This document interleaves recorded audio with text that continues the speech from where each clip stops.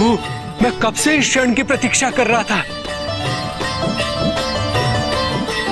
कि मुझे आपको भस्म लगाने का अवसर प्राप्त हो।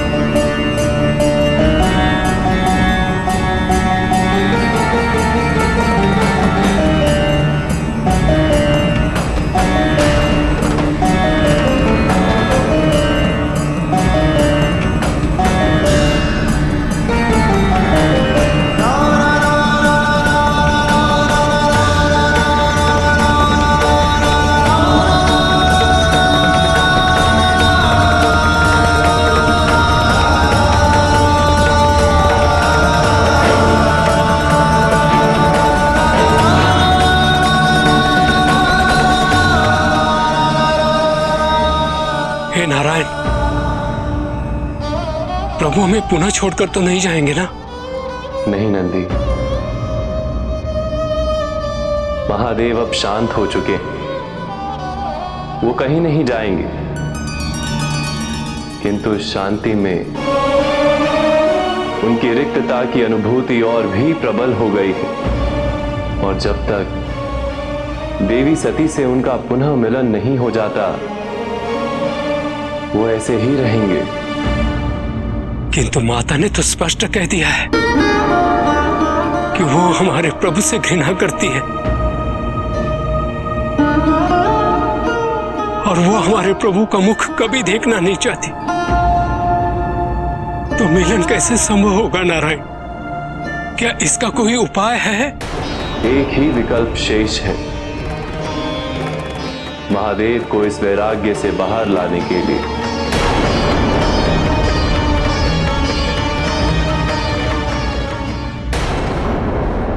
सती, क्या तुम्हें ज्ञात भी है कि वो कौन था?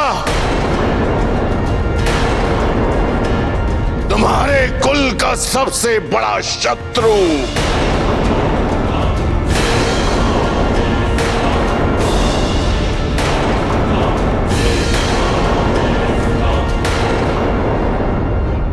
प्रजापति, आप शांत रहें। कैसे शांत हो जाऊं? कैसे शांत हो जाऊं?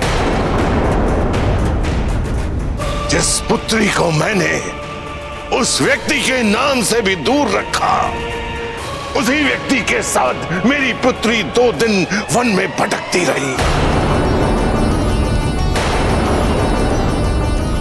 उस कपाली के साथ जिसने ब्रह्म हत्या का घोर पाप किया है, उस कपाली के साथ जिसने मेरे पिता ब्रह्मदेव का 5वां शीश काटा,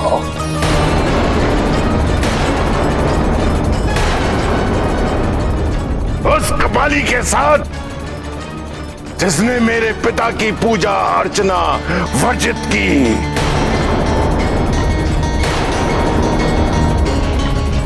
दो दिन उस कपाली के साथ क्यों किया ऐसा?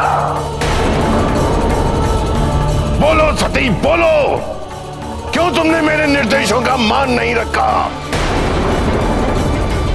उत्तर दो सती, उत्तर दो। तुम्हारा मौन रहना मेरी समस्या का समाधान नहीं है। सती, उत्तर दो मेरे प्रश्न का। तुमने अपने पिता को लज्जित क्यों किया? तुमने मेरे विश्वास को खंडित किया है। बोलो सती, बोलो। उठो सती, उठो और कह दो एक बार कि वो शिव नहीं था।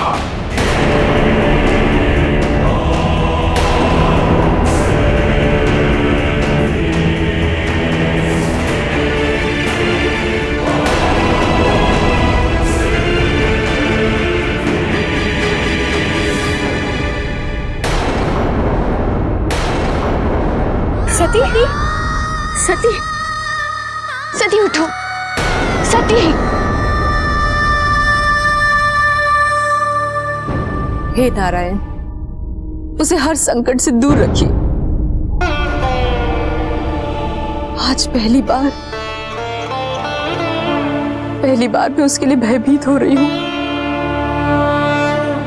हे नारायण, मुझे उसकी चिंता हो रही है।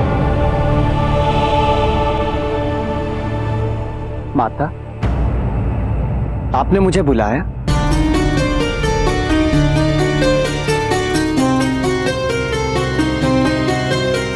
मुझे अनुभूति हो रही है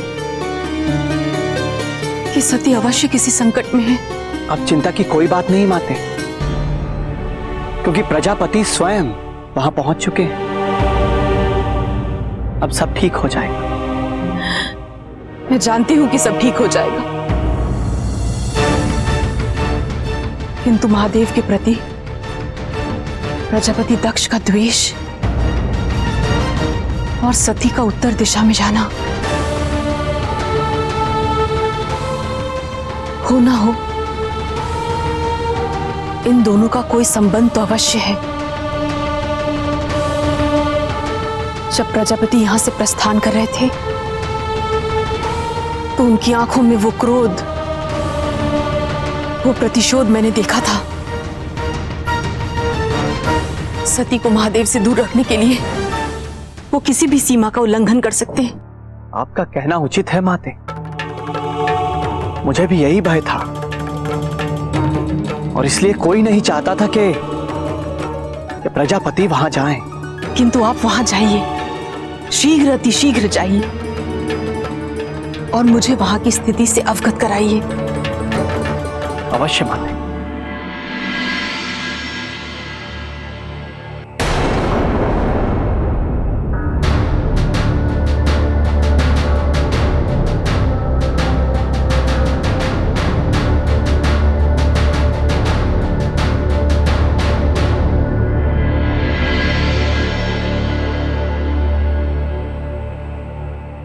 वासुकी, मैं भी आपके साथ चलूं पिताजी?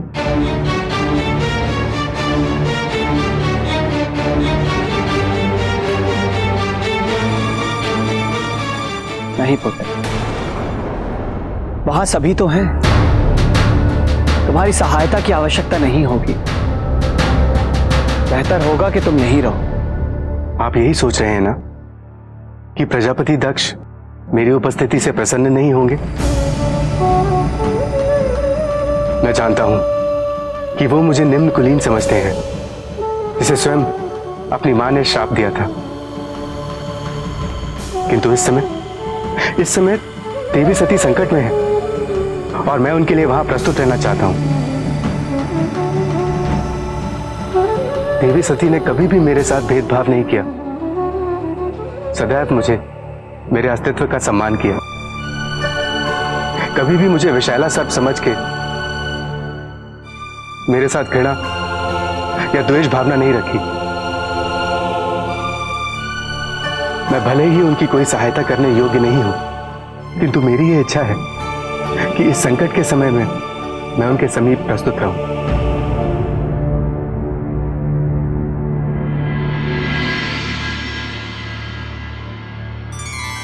आओ पुत्र।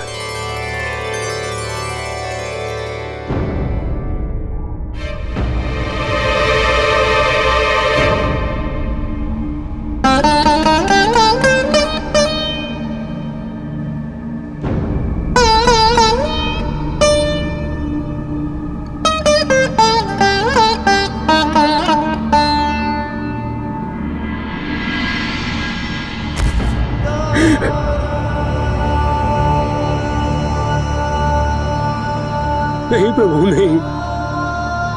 नहीं देखा जाता। या तो आप मुझे मेरे प्रभु लौटा दीजिए या तो मेरे प्राण ले लीजिए।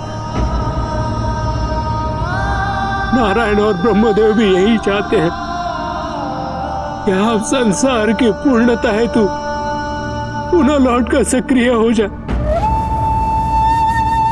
आपसे मेरी विनती है कि आप इस पर विचार कीजिए, विचार कीजिए प्रभु। उठो नंदी।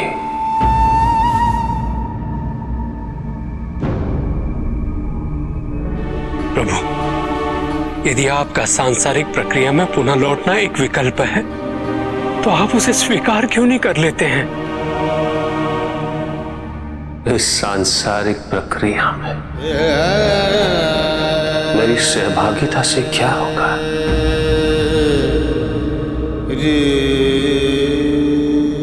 नारायण और ब्रह्मदेव कहते हैं कि सृष्टि अपनी पूर्णता प्राप्त कर लेगी प्रभु। उस पूर्णता का क्या लाभ नंदी, जो नश्वर है, जिसका अंत निश्चित है।